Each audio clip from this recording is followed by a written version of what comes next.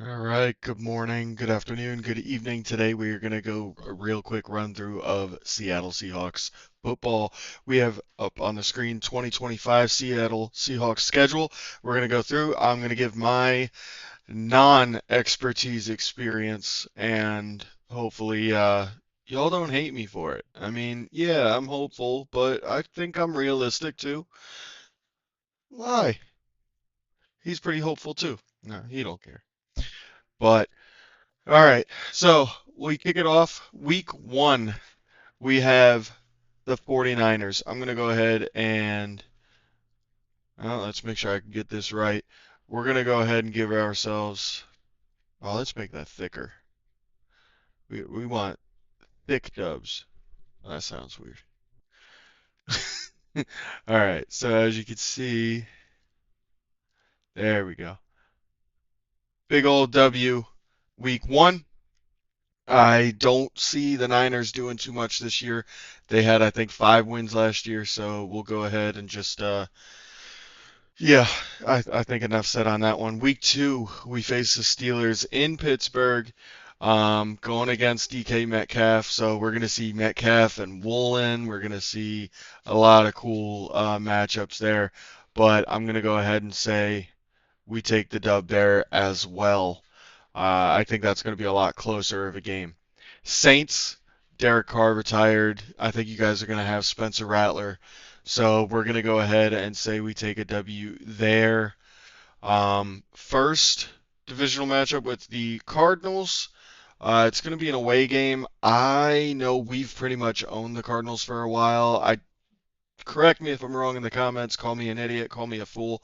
Pretty sure we've beaten the Cardinals. We swept them for the last couple of years at least.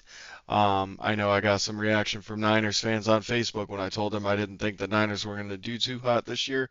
They reminded me very nicely that the Niners have owned Seattle for the past like 3 seasons. Um, but we're going to go ahead and do, that's a terrible looking W. We're going to go ahead and get the dub in Arizona. Week five home game versus the Bucks. This one is going to be our first L.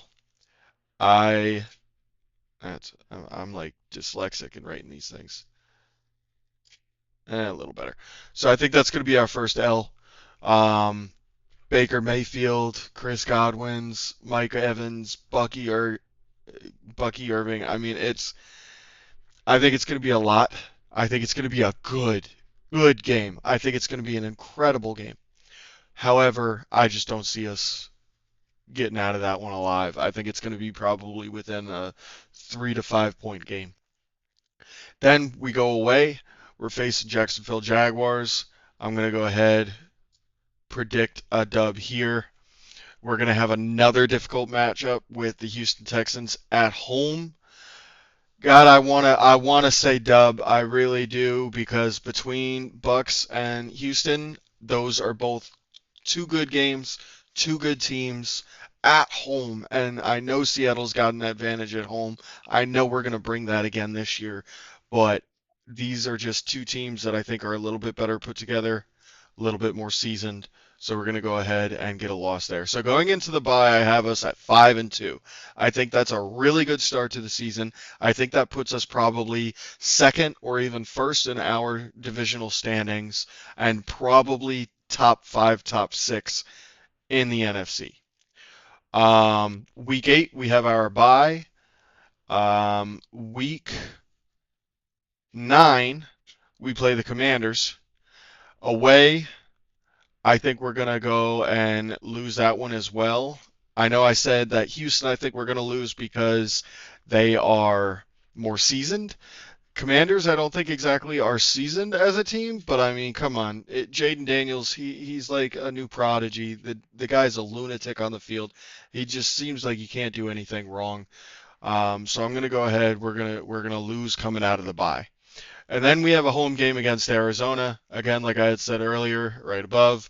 I think we're gonna sweep Arizona this year. We'll take that dub right there. All right, so now LA Rams. We both went 10-7 last year. We were tied for the first spot in the division. They won via tiebreaker and they went into the wild card. We got knocked out of the playoffs due to that tiebreaker. I think for the LA Rams, we're going to be away. I think that with it being mid-ish season, that we might sneak out a win here. But I think we're going to split. I think we're going to get a win and a loss against LA this year. I just don't know if we're going to win at home late in the season when it really matters, or if we're going to lose. So I think I'm going to go ahead and put an L here. Tennessee Titans. I think we're going to go ahead and beat them on the road. Minnesota Vikings. Um, Justin Jefferson. You got you're gonna have what? That's 9, 10, 11, 12. That's week 13.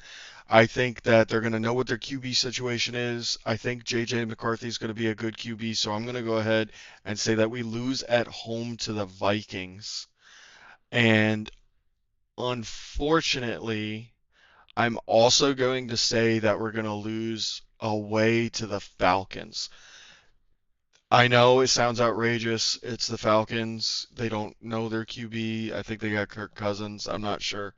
However, Seattle always loses a game that they should win. Last year, the Giants. Giants won like 4 games last year, and we decided that we were going to lose against them. If we won that game, we wouldn't need a tiebreaker with the Rams. We would have been in the playoffs. We would have been in the wild card. So, Seattle always loses that one sure game. And obviously, there's no such thing in the NFL, but Seattle just always seems to just throw one game away every season. So I think that this year it's going to be away versus the Falcons. Then we come back home mid-December, and I think we're going to recuperate from a 2-loss streak, and we're going to win against the Colts. Rest in peace, Jim Irsay. I hope the best for their organization this year. I hope they freaking just play their hearts out and really have a good season. However, I don't think they're going to do it in Seattle. Like I said earlier, I think we're going to split with the Rams. I think we're going to win when it matters. I think we're going to get that late season dub that's really going to help solidify our wild card spot. And then we're going to go ahead and win against the Panthers as well. And then I think week 18, we're going to go away in a game that probably won't have too much on the line. Maybe a wild card versus an actual playoff seed. I'm not sure. I say actual playoff seed like a wild card's not, but you know what I mean. So I think we're going to finish out strong. I think that this is going to be what the Seattle Seahawks do this year. I don't think this is a long shot. We had 10 wins last year and we lost 2 games that were very winnable. So you get those games, we won 12 last year. So I think it's very, very possible. That's 11 games. I think it's very, very possible for Seattle to go 11-6 this year. Um, Tell me if I'm wrong. Tell me if I'm an idiot. Tell me if I'm right. I'd appreciate all of you guys. Give me your input on this. I this is my first time doing this for you guys. I've done it on my own, and I haven't gotten well. I've been a little too biased previously, but I think this one rolled out just a little bit better. Tell me what you think. Tell me what you love. Tell me what you hate. Tell me what you would change. Um, Saints fans, I know you guys have come into my comments and you guys have told me how I don't know anything about y'all. So tell me how you feel about this. Tell me if I'm right, if I'm wrong, but if you agree or not. I appreciate all you here. Love y'all. You guys have a good one. Kodiak out.